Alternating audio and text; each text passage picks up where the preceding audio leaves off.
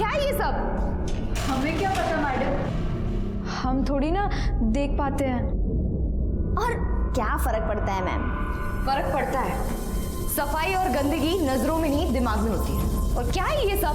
Bedsheet भी ऐसा रखा हुआ।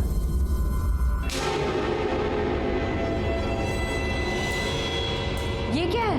कहां से आया?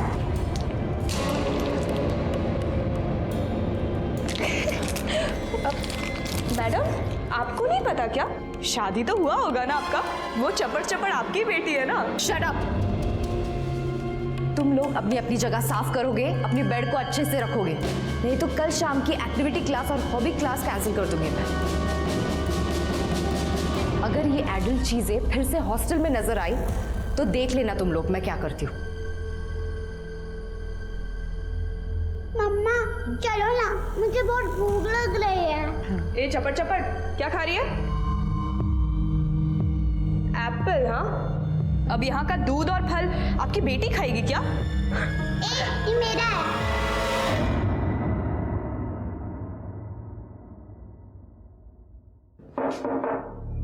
मैं अंदर आ जाऊं? हाँ रजत जी आइए ना, आइए बैठिए।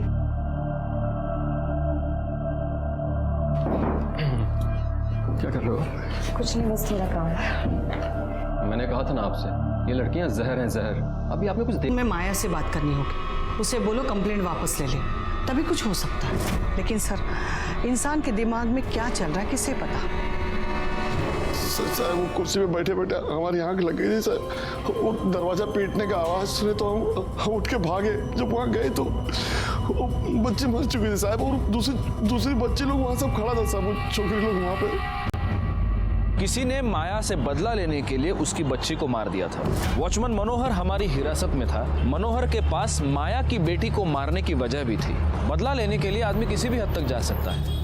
इसके बाद हमने मनोहर से बड़ी ही सख्ती से पूछताछ की और तब उसने जो हमें बताया वो मैंने बिल्कुल भी एक्सपेक्ट नहीं की थी।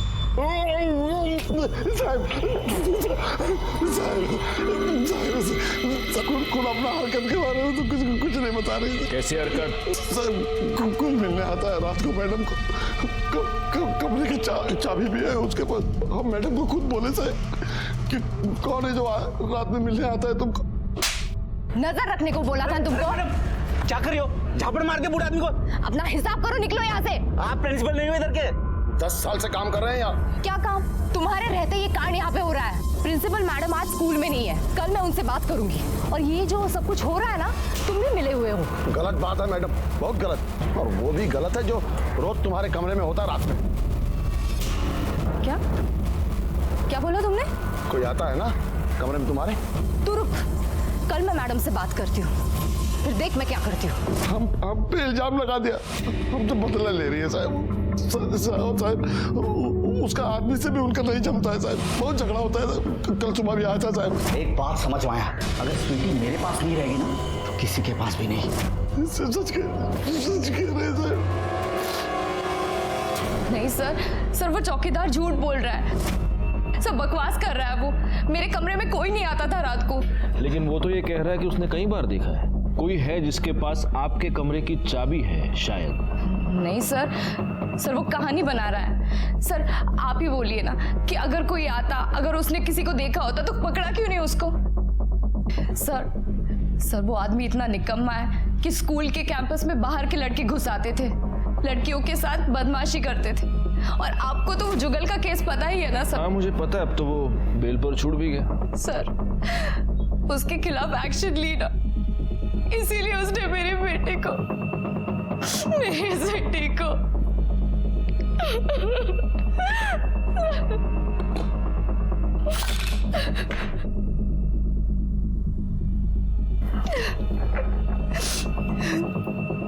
हाँ मैडम, आपके पति के साथ आपकी प्रॉब्लम चल रही है।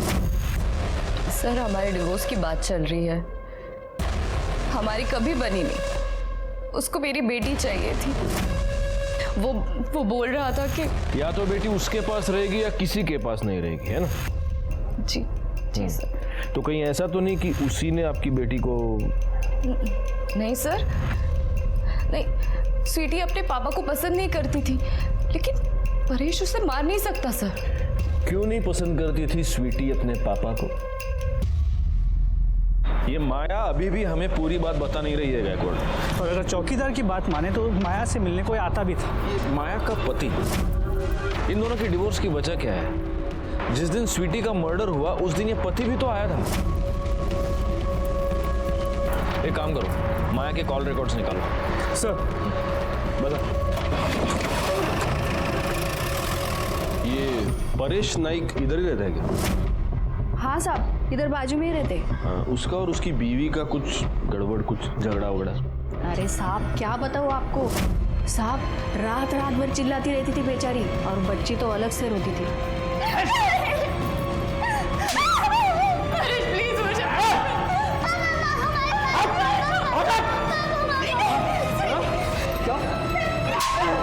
पापा मम्मा को मत मारो, पापा प्लीज, पापा मम्मा को मत मारो। धमकी दी तूने उसको? हाँ, क्या धमकी साहब? तू बता। नहीं साहब। बच्ची मेरे पास रहेगी या फिर किसी के पास नहीं रहेगी? वो मतलब नहीं था सर। आपको क्या लगता है मैं मेरी स्वीटी को मार डालूंगा सर? नहीं साहब, मैं ऐसा नहीं, मैं किसी को मार नहीं सकता साहब। अपनी बीवी को तो बहुत मारता था तू। गुस्से में आके कभी कभी हाथ उठ जाता था। मेरा कहने का मतलब था कि अगर स्वीटी मेरे पास नहीं रहेगी तो उसके पास भी नहीं जाने दूंगा। मैं मेरी बच्ची को अनाथ आश्रम में रख दूंगा, पर उसके पास नहीं। मेरा वो मतलब नहीं था सर। डोमेस्टिक वायलेंस का तो केस बनेगा तेरे ऊपर। वो कुछ बोल ही गया। शुक्र मना उसने अभी तक कुछ नहीं कहा है, लेकिन किसी ने भी कुछ बोल दिया ना तो बिना बेल के सीधा अंदर जाएगा। साहब पोरगी छोटी होती पर जबान बहुत चलती थी उसकी। स्वीटी से यहाँ किसी को कोई परेशानी थी? लड़के लोग के साथ उसका कुछ न कुछ होता ही रहता था। लड़के लोग भी नाराज थे, स्वीटी उनको उलट जवाब देती थी। हमें किसी की जरूरत नहीं है, हम अकेले रह सकते हैं। जरूरत तो सबको होती है, बस बच्चों को नहीं। मम्मा, मैंने इन दोनों लड़कियों को स्कूल के पीछे वाली दीवार से दूसरी तरफ जाते हुए देखा। ये नीलू और सविता ने माया मैडम को बोल दिया था अपनी बच्ची को संभाल के रख। ओए मैम, अपनी इस पिल्ली को ना दूर रख, जासूसी करती फिरती है। बहुत बोलती थी सर, नीलू ने तो उसका नाम भी रखा था, चपड़ चपड़। बड़ी बदतमीजी से बात करती थी सर। नीलू ने इसे एक दो बार बोला भी, पर वो इतनी सी बच्ची पलट के जवाब देती थी। अरे नहीं नहीं सर, बहुत ही प्यारी थी, बहुत ही क्यूट थी। अच्छा, मैंने तो सुना है कि तुम्हें बहुत गुस्सा आता था उस पर। अरे नहीं सर, बच्ची तो बहुत ही प्यारी थी। भगवान उसकी आत्मा को शांति दे। ये लोग बकवास कर रहे हैं सर, स्वीटी बहुत ही प्यारी बच्ची थी। सर स्वीटी के पोस्टमार्टम रिपोर्ट के मुताबिक उसकी मौत गला घोंटने की वजह से हुई है। उसकी फॉरेंसिक रिपोर्ट आई है? सर वो रिपोर्ट कल शाम तक आ जाएगी। सभी आरोपियों के सैंपल्स भेजे हैं, उस चौकीदार के, माया के पति परेश के और उन लड़कियों के भी। सर माया के कॉल डिटेल्स। माया एक नंबर से लगातार बातें कर रही थी। किसका नंबर है? रजत वर्मा। रजत वर्मा कौन? सर ये रजत वर्मा माया के साथ उस स्कूल में टीचर है।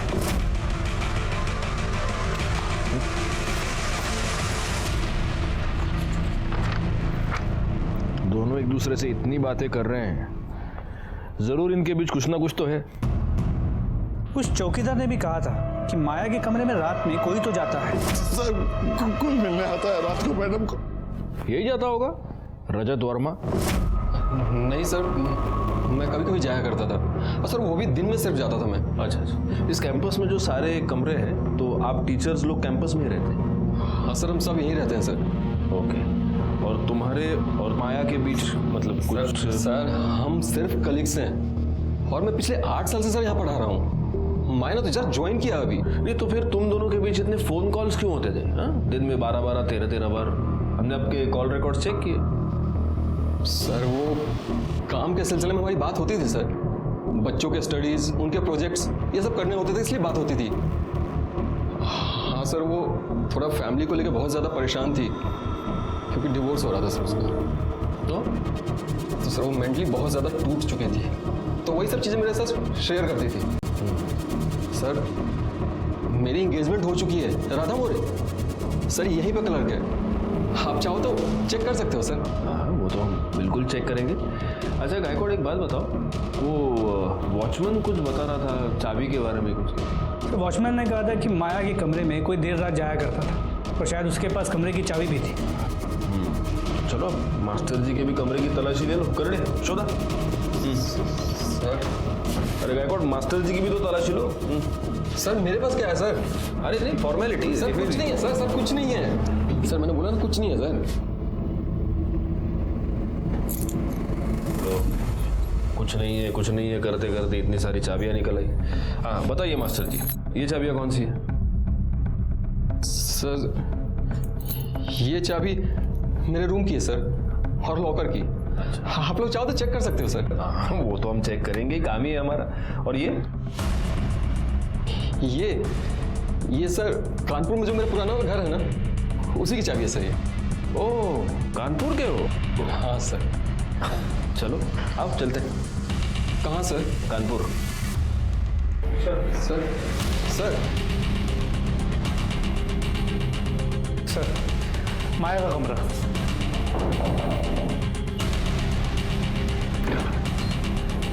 सर आप, क्या बात है? कुछ नहीं, सिर्फ आपके कमरे का लॉक चेक करना था। प्लीज बाहर आइए। गायकवाड़,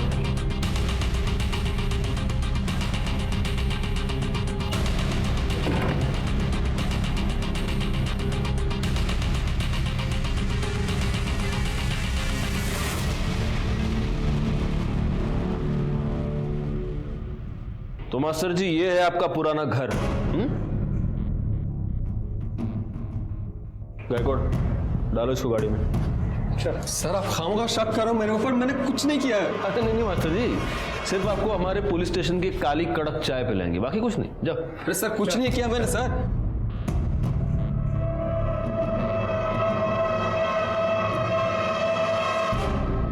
मुझे लगता है इस रजत के साथ साथ ये माया भी अपनी बच्ची के मर्डर में शामिल है। लेकिन सर एक माँ अपनी ही बेटी को मारेगी? ये प्यार मोहब्बत का खेल बड़ा टेढ़ा होता है गायकवाड़, इसकी वजह से दुनिया में कुछ भी हो सकता है। खैर पहले इस रजत का सच जान लेते हैं। आओ। लीजिए मास्टर जी, हमारे पुलिस स्टेशन की स्पेशल कड़कड़ी चाय पीजिए, लीजिए।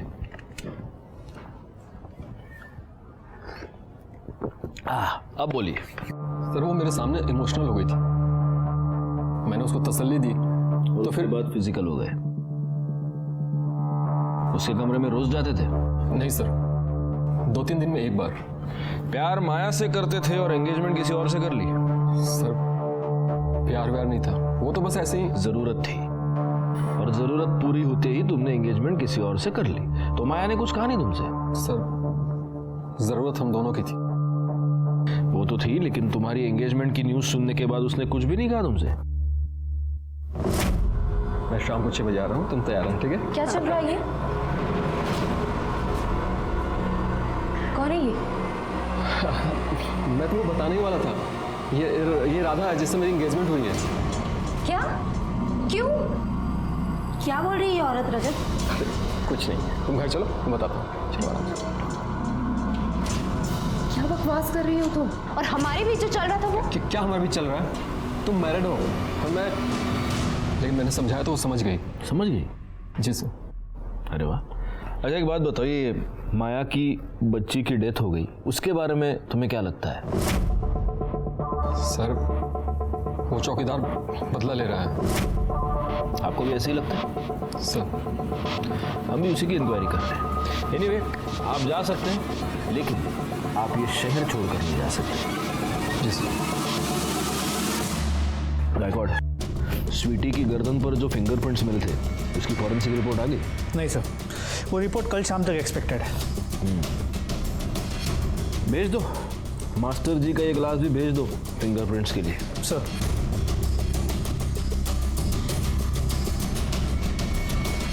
स्कूल टीचर रजत, माया का पति परेश, चौकीदार मनोहर, स्कूल में पढ़ने वाली अंधी लड़कियां और खुद माया, स्वीटी के मर्डर केस में ये सभी लोग शक के दायरे में थे, लेकिन किसी के भी खिलाफ हमारे पास कोई पुख्ता सबूत नहीं था। इस केस को जल्द से जल्द सुलझाने का प्रेशर तो मुझ पर था ही, लेकिन मुझे किसी और बात का प्रेशर महसूस हो रहा था, और वो बात ये थी कि अभी भी इस केस में जुर्म की दस्तक मिल रही थी। लड़कियां अभी भी गलत हरकतें कर रही थी, पति अभी भी अपनी पत्नी से झगड़ रहा था और एक टीचर का दूसरे टीचर से अभी भी अफेयर चल रहा था। मुझे इस बात का डर था कि इन सब में से कोई नया कांड न खड़ा हो जाए। और दुख की बात यह है कि मेरा ये डर बहुत ही जल्द सच साबित हुआ।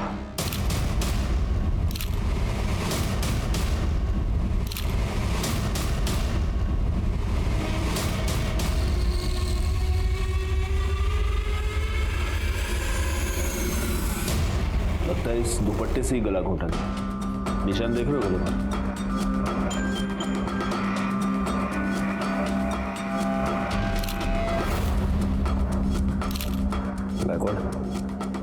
इसके हाथ में ये किसी मर्द के बाल फंसे हुए हैं। इसे डीएनए टेस्टिंग के लिए भेज दो सर, और इसको भी जमा कर लो एविडेंस के तौर पे। कर दे एविडेंस बॅग आणा, त्याच्यामध्ये गायकवाड़, मुझे लगता है इसे कई लोगों ने मिलकर मारा। कई लोगों ये इंजरीज देख रहे हो? ये किसी एक आदमी का काम तो नहीं है। तुम फॉरेंसिक टीम को बुलाओ। सर। ये सब कुछ जब हुआ तब आप लोग कहाँ थे? मैं अपने क्वार्टर में थी। हाँ सर, मैं भी अपने रूम में ही था। सुबह 8 बजे क्लासेस शुरू होती हैं तो मैं उसी की तैयारी में लगा हुआ था सर। और लड़कियाँ? वो अपने कमरे में होंगी। Sir, forensic team on the वे।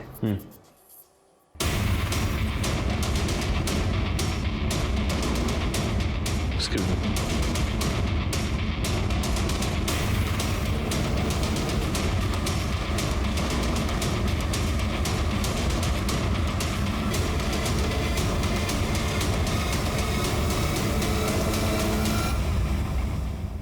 ये कमरा किसका है? सर, लड़कियों का कमरा है। आप दोनों यहीं रुकिए। कौन है? कौन है?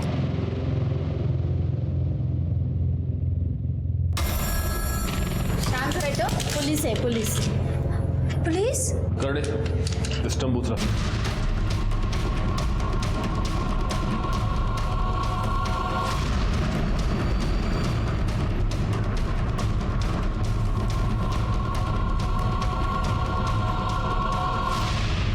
नहीं सर, ये स्टम्प्स हमारे नहीं हैं। तो फिर किसके हैं? सर, हमें नहीं पता ये। और तुम्हारे कमरे में ये खून? सर, हमें कैसे पता हो सकता है? तुम्हारी माया मैडम को किसी ने मार दिया है। मैडम बहुत स्ट्रिक्ट थी, सबका बाहर जाना बंद कराया था उन्होंने, और लड़कियां बहुत बदतमीजी से बात करती थी उनसे। जी सर, वो बहुत स्ट्रिक्ट थी, इसलिए कुछ लड़कियां उससे नाराज भी थी। कौन लड़कियां? क्या मालूम। ठीक है, यहाँ नहीं बताना चाहती तो तुम्हें पुलिस स्टेशन ले जाते हैं, वहाँ बता देना। अरे नहीं सर, मैं क्यों जाऊंगी पुलिस स्टेशन? ले जाना है तो वो नीलू, त्रिशा और सविता, इन दोनों को लेके जाइए। यही तो थी ना माया मैम से बहुत नफरत। वैसे भी फॉर्मेलिटी स्टंप पे मिल ही जाएंगे इसके फिंगरप्रिंट। मेरे क्यों आएंगे सर? मैंने तो सिर्फ लाके। चुप जुगल चुप। सर, मैंने इस नीलू को बोला था, खतरा है, हम सब फंस जाएंगे। पर इस नीलू को तो बदला लेना था ना। त्रिशा, सविता। हाँ। अब सुना है माया मैडम रिजाइन करके यहाँ से जा रही है। अब जा रही है तो जाने दे, बला टली। अरे ऐसे कैसे? हमारी इज्जत उछाल के जा रही है। तो क्या खेल खत्म करते हैं? सच यार, जिंदगी बर्बाद कर दी थी उस औरत ने। पहले सब कितना सही था। इसलिए तो बोल रही हूँ, जहाँ जाएगी वहाँ लोगों की जिंदगियाँ बर्बाद करेगी। एक ही बारी में ना इस बला को खत्म करते हैं। और कैसे? अरे जुगल से जो स्टम्प्स मंगवाए थे वो कहाँ रख दिए मैंने?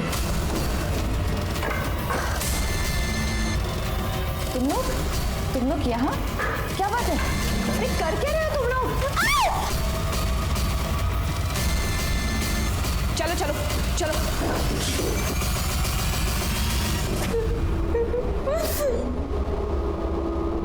और फिर तुमने दुपट्टे से माया का गला घोट दिया? नहीं सर, दुपट्टे से नहीं, हमने दुपट्टे से कुछ नहीं किया था। तुम्हारे साथ और कौन कौन शामिल था? नैना और शबनम। पाटिल मैडम, हे सगळ्यांना गाडीत घाला। सर नहीं सर। सर मुझे तो लगता है कि माया के साथ साथ उसकी बेटी स्वीटी का मर्डर भी इन लड़कियों ने ही किया है, और इन दोनों को मारने के लिए उनके पास वजह भी थी। पता नहीं क्यों गायकवाड़, मुझे ऐसे लग रहा है कि इन लड़कियों के अलावा कोई और भी शामिल है इसमें। अगर इन लड़कियों की बात पर विश्वास किया जाए तो जब स्वीटी की मौत हुई थी तब बगल से कोई पास हुआ था, कॉरिडोर में कोई मुझे धक्का देकर भागा था। और माया के केस में उस दुपट्टे का भेद। लेकिन सर इन लड़कियों के बात पे विश्वास नहीं किया जा सकता। सर स्वीटी के बॉडी की फॉरेंसिक रिपोर्ट। सर स्वीटी के गले पे जो फिंगरप्रिंट्स मिले थे वो रजत के। उठा उसे।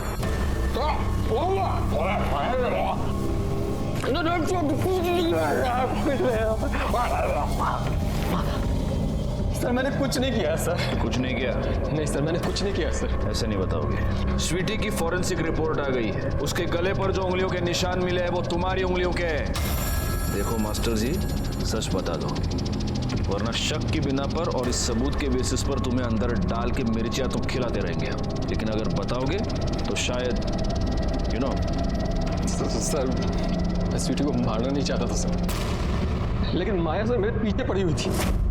मैंने उसको बोला कि मेरे पेरेंट्स मेरी सगाई तय कर चुके हैं, अब रिश्ते को यही खत्म करना होगा। लेकिन सर वो मानने के लिए तैयार नहीं थी, रोज झगड़े करती थी। माया माया मेरी बात तो सुनो माया।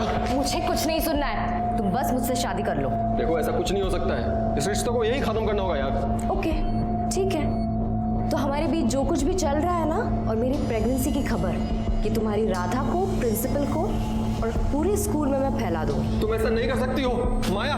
माया सुनो तो एक बात। माया माया गेट खोलो। माया माया गेट खोलो ना यार, कुछ बात करनी है तुमसे। माया माया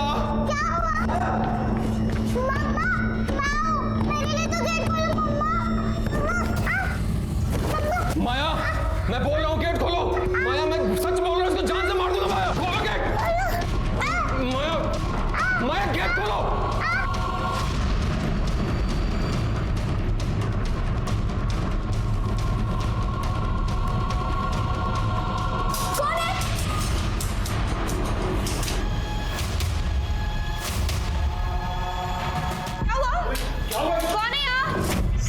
सर मैं उसको मारना नहीं चाहता था, मैं गुस्से में था इसलिए ज्यादा जोर से उसका गला दब गया। मैं तो सर सिर्फ माया को डराना चाहता था सर। अगर सिर्फ माया को डराना चाहते थे तो मौका देख के उसको क्यों मार दिया तुमने? सर मैंने माया को नहीं मारा है सर, गलती से मेरे हाथ से स्वीटी का कत्ल हो गया। मैंने माया को नहीं मारा सर, नहीं मारा मैंने सर। करडे, इसको यहीं पर बिठा के रखो और तब तक मिर्चियां खिलाते रहो जब तक ये सच ना बोले। सर मैंने नहीं मारा। सर बात कुछ समझ में नहीं आई। बेटी को मारा आशिक ने, लेकिन माया ने इल्जाम चौकीदार पे लगा दिया। इसी ने मारा मेरी बच्ची को। सर वो झूठ क्यों बोल रही थी? प्यार या फिर कोई ऐसी जरूरत जिसके सामने बेटी के मौत के भी कोई मायने नहीं नजर आते, या फिर कोई और वजह। पर हो सकता है वो वजह माया की मौत में ही छुपी। अच्छा एक काम करो गायकवाड़, सबसे पहले तो उस चौकीदार को रिहा कर दो। 2 मर्डर्स, कई सारे सस्पेक्ट्स, और हम अभी भी सच से दूर। पुलिस वालों के लिए इससे बढ़कर स्ट्रेस की बात और कोई भी नहीं होती। माया को किसने मारा था? क्या रजत ने माया को मारा था, या लड़कियों ने माया को मारा था, या फिर उसके जाहिल पति ने मारा था? अब आप ये पूछेंगे कि अगर लड़कियों ने माया की इतनी बेरहमी से पिटाई की थी तो फिर शक किसी और पर क्यों? लेकिन लड़कियों का ये कहना था कि उन्होंने सिर्फ माया को पीटा था, उसकी जान नहीं ली। इसके अलावा मर्डर स्पॉट पर हमें वो दुपट्टा भी मिला था। इस सारे कंफ्यूजन को दूर करने का सिर्फ एक ही तरीका था, वो तरीका जिस तरीके से हम पुलिस वाले काम करते हैं, और वो था माया के हाथ में मिले बाल का डीएनए रिपोर्ट। उसी रिपोर्ट का हम इंतजार कर रहे थे। सर माया की पोस्टमार्टम रिपोर्ट आ गई। क्या मिला? सर 2 चीजें सामने आई। एक तो ये कि माया की मौत शरीर पे लगे चोट की वजह से नहीं, गला घोटने की वजह से हुई, और दूसरी ये कि माया प्रेग्नेंट थी। प्रेग्नेंट? सर इसका मतलब वो रजत को सिर्फ धमकी नहीं दे रही थी, और अगर उसकी मौत गला घोटने की वजह से हुई है तो नहीं सर, हमने उनका गला नहीं घोटा था। सर हमने उन्हें स्टंप से मारा था, जो जुगल ने दिया था। हाँ सर, सिर्फ स्टंप से मारा था।